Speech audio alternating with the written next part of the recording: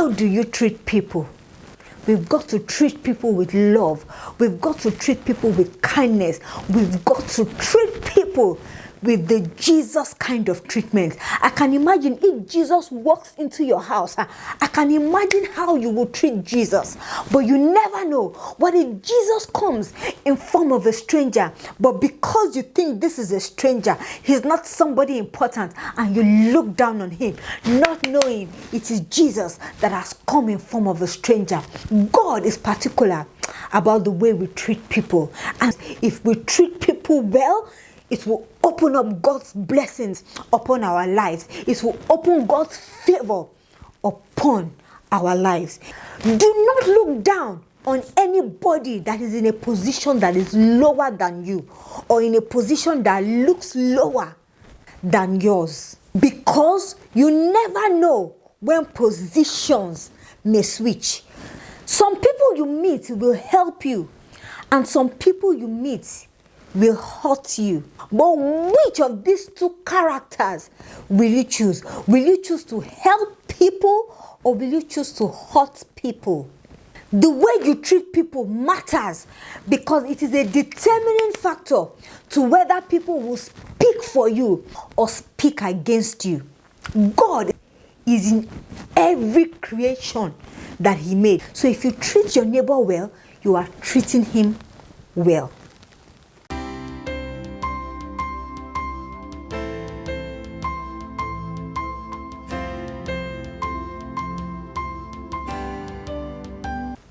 The question for today is, how do you treat people? Now, John chapter 8 from verse 1 to 6, there was a woman that was about to be stoned. But what did Jesus do? Jesus prevented her from being stoned. Now, let's go to John chapter 10. Now, Jesus found himself in this very same situation. He found himself in a situation whereby he was about to be stoned as well. So why am I comparing John chapter 8 with John chapter 10? I'm just trying to make a correlation between the two situations. Now, there was a woman that was caught in the act of sin in John chapter 8, and she was about to be stoned. But what happened? Jesus prevented her. Jesus protected her from being stoned. And now in John chapter 10, that's 2 chapters after, Jesus himself found himself in that situation whereby he too was about to be stoned. And what happened? God protected him from being stoned. How do you treat people? Jesus treated the woman in John chapter 8 with kindness, and he got that same reward in John chapter 10 from his Father. Jesus protected the woman in John chapter 8 from being stoned, and God protected Jesus in John chapter 10 from also being stoned.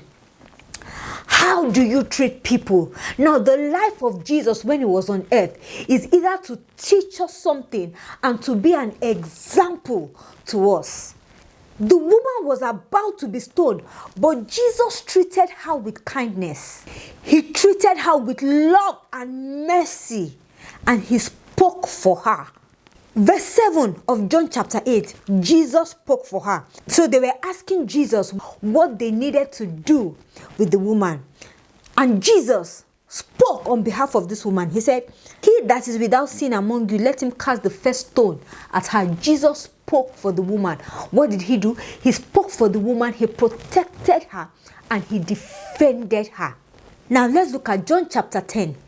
And the Jews took up stones again to stone him. And then let's see how God delivered his son. Verse 41 of John chapter 10. I'm going to read that quickly. And many resorted unto him and said, John did no miracle, but all the things that John spake of this man were true, and many believed on him there. So now the people that did not believe on Jesus, they thought he was blaspheming, that how can a man decide to call himself God? And for that reason, they wanted to stone Jesus. But God turned the tables in verse 41 and verse 42. such that those who were doubting him now believed on him. So people treated him with belief and they spoke for him. Now, what is this telling us? The same way Jesus believed in the woman and spoke for her, that was the same way these people also now believed on Jesus and spoke for him. And they couldn't stone him anymore, because the reason why they wanted to stone him had turned around. They now believed on him. And that was how God protected him from being stoned. John chapter 8, Jesus had protected a woman from being stoned. And now in John chapter 10, Jesus found himself in that situation. Now God himself now protected Jesus from being stoned. Let's look at this woman that was about to be stoned. When Jesus had lifted up himself and saw none but the woman, he said unto her, Woman, where are those thine accusers? Had no man condemned thee? She said, No man, Lord. And Jesus said to her, Neither do I condemn thee. Go and sin no more. This is how her testimony changed from being condemned to no longer being condemned. Now, John chapter 8, the people who tried to condemn this woman were no longer able to condemn her. And in John chapter 10, Jesus' testimony also changed from disbelief to believe. The very people that disbelieved him now began to believe on him. Can we see the relationship between John chapter 8 and John chapter 10? I'm going somewhere. Time can reverse any position. In Jesus' case, it was just 2 chapters away between John chapter 8 and John chapter 10. Now, there was a situation in these 2 positions, in the position of the woman and in the position of Jesus. And this is what Jesus was trying to teach us. That is why these things are recorded in the Bible, because there is a reason why it has been recorded, so that we learn from these stories. We learn from the life of Jesus. What is Jesus trying to teach us about position? What Jesus is trying to teach us about position is that do not look down on anybody that is in a position that is lower than you, or in a position that looks lower than yours. Because you never know when positions may switch. Positions switched from John chapter 8 to John chapter 10. It was the woman that was about to be stoned, and Jesus spoke for her. And now in John chapter 10, it was now Jesus that was about to be stoned, and God spoke for him. Never look down on anyone that is in a position lower or smaller than yours, because you never know when the position may switch.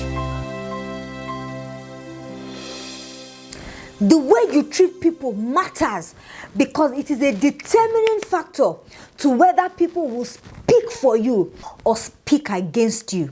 Jesus spoke for the woman, and the people spoke for Jesus.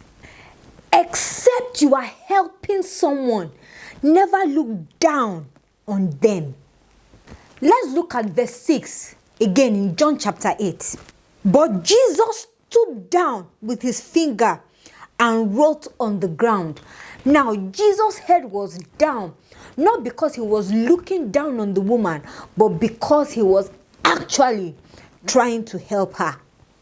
What Jesus wrote on the ground, I do not know, but we know the aftermath of that situation, that in the end, Jesus helped the woman. So when Jesus' head was down, it wasn't because he was looking down on the woman, but it was because he was trying to help her. Except you are helping somebody, never look down on them. When somebody is down and you try to lift the person up, you are helping the person. But do not put your head down because you are looking down on somebody. If your head must be down, it must be because you are trying to help somebody who is down and you are trying to lift the person up. So if your eye must be down on somebody, let it not be because you are looking down on them. Let it be for a positive reason. Just like Jesus. That is the Jesus kind of treatment we are talking about. Jesus never looked down on the woman, even though everybody saw the woman as undeserving. Everybody saw the woman as condemned. But Jesus never looked down on the woman. So the Jesus kind of treatment, one, never look down on somebody except you are trying to help the person. Now, number two, Jesus will go the extra mile for us. So he expects us to be able to go the extra mile for somebody else as well. That is the Jesus kind of treatment I am talking about. Back to the question, how do you treat people? Do you treat people the way you think they deserve to be treated, or you treat people with the Jesus kind of treatment? Not everybody deserves to be kind, but are you still kind to people that even don't deserve your kindness? Jesus showed this woman kindness. Jesus believed in her, and he gave her strength to believe in herself. And we see this in the scripture when he said, "Neither do I condemn you." What was Jesus trying to say? I want you to believe in yourself. I do not condemn you. Therefore, believe in yourself that you are no longer condemned. Jesus made her realize what she was capable of. She was capable to go and sin no more. She may have thought she couldn't do it. She may have thought she couldn't live up to that expectation, but Jesus Christ believed in her and showed her what she was capable of and said to her, "Go and sin no more." She may have been living this kind of life for a very long time, but now Jesus Christ was telling her that you are capable of overcoming this situation in your life. You can do it. You can make it, because I believe in you. I do not condemn you, and I know that you are capable enough to go and sin no more. Sometimes you need to show people what they are capable of. You need to believe in people and show them what they are capable of. That is the Jesus kind of treatment. Jesus will not just ignore you. He will guide you to your source of strength, and he will believe in you so that you can believe in yourself. And we need to show the same kind of treatment to others. We need to believe in other people when we have the opportunity to, so that they can also believe in themselves. You have shown strength and support to someone if you are able to treat them in this manner. My third point, you don't meet people by default or by accident. There is always a role people play in your life, and there is always a role you play in people's lives. It could be a big role or a small role, but whether big or small, let every role you play in people's lives be significant and effective. Some people you meet will help you, and some people you meet will hurt you. But which of these two characters will you choose? Will you choose to help people, or will you choose to hurt people? People may forget what you say to them, but people will never forget the way you treat them. They will never forget the way you make them feel.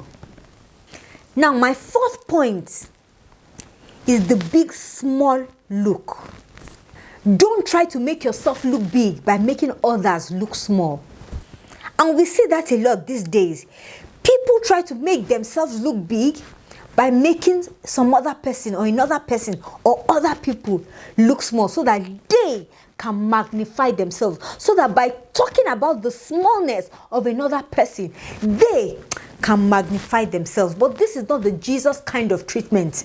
This is not the Jesus kind of character. And this is not the kind of character we should have.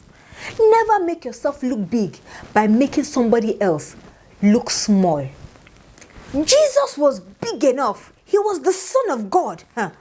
But he did not need to prove it by condemning the woman. He had the power to judge her if he wanted to.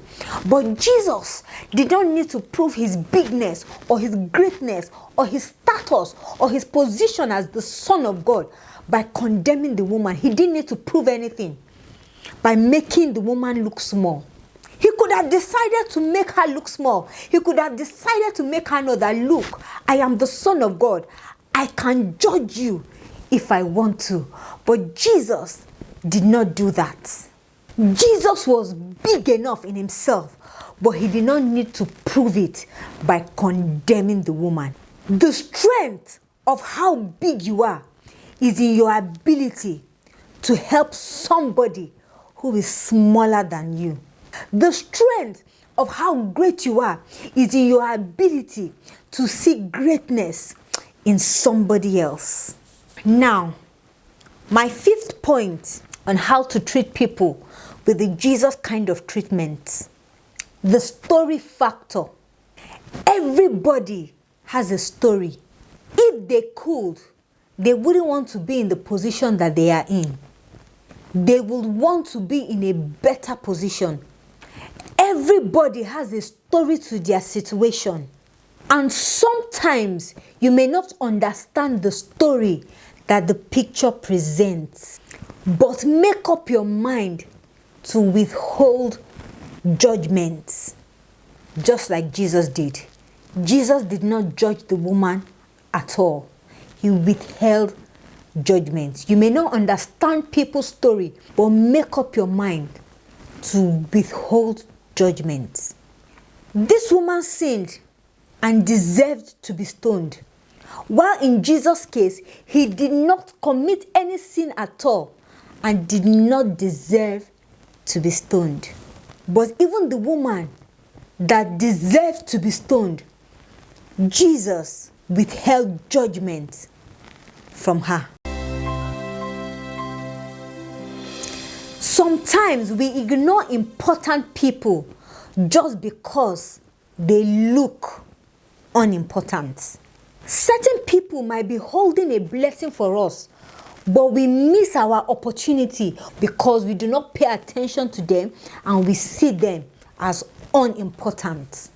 How often do we respect and honor people and treat them with regard just because they have a name, a big name, a famous identity? But how about our next door neighbor? Do we treat them with the same kind of honor? Do we treat them with the same kind of respect? What about the regular people? People that are not famous, people that do not have a big name. How do we treat them?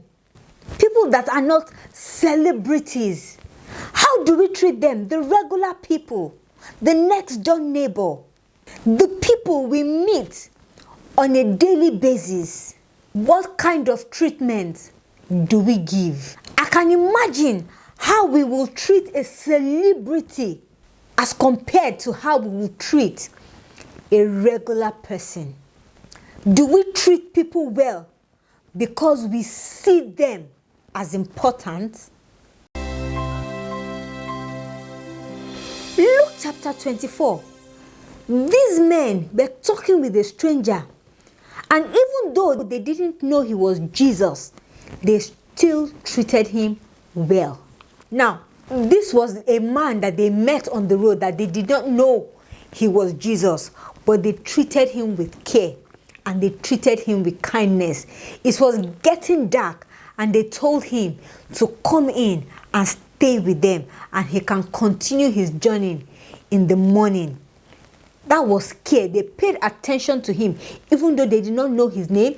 They did not know who he was. He was a stranger. They did not know that this was Jesus himself.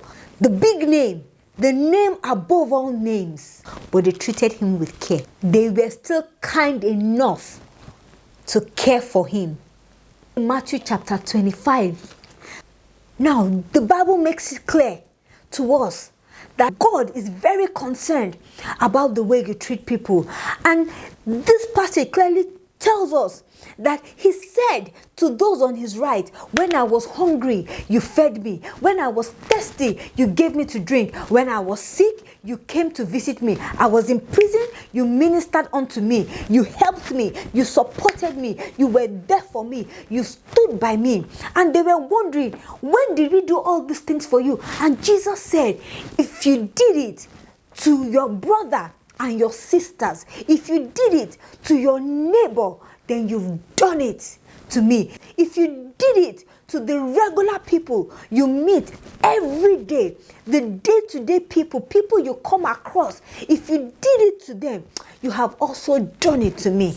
This shows that God is particular on the way we treat people. And we also saw that he said to those on the left-hand side that when I was hungry, you did not feed me. I was thirsty, you did not give me any drink. I was sick, I was in prison, I was naked, but you did not clothe me, you did not come to visit me, you did not minister unto me. And they asked, when did this happen? And he explained to them, if you did not do it to your neighbor, to your brethren, then you did not do it to me. How do you treat people? We've got to treat people with love. We've got to treat people with kindness. We've got to treat people with the Jesus kind of treatment. I can imagine if Jesus walks into your house, I can imagine how you will treat Jesus.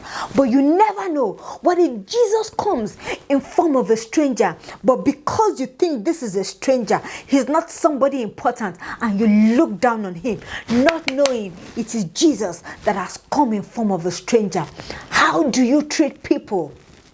God is particular about the way we treat people, and the way we treat people opens up God's blessings upon our lives. If we treat people well, it will open up God's blessings upon our lives. It will open God's favor upon our lives. In summary, I want us, you and I, to be mindful of the way we treat people, because when we treat people with love, when we treat people with kindness, there is always a reward. There is always a blessing that comes from God upon us. God appreciates it when we treat people well, when we treat people with love, when we treat people with care, when we treat people with kindness, because if we can do it to our neighbor, then we are also doing it to him. God is particular about the way we treat people. How do you treat people? In however way we treat people, let God always get the glory. If it was Jesus, how would you treat him? You don't have to wait for Jesus to appear to you and then you begin to treat him well. Jesus is in every creation that he made. He's in you and he's in I. So if you treat your neighbor well, you are treating him well. How do you treat people? That is the question I want you to take home today. We need to start treating people with the Jesus kind of treatment. And I pray that God himself will help us to never look down on anybody, but as much as possible, treat everybody with kindness, with love, and with respect.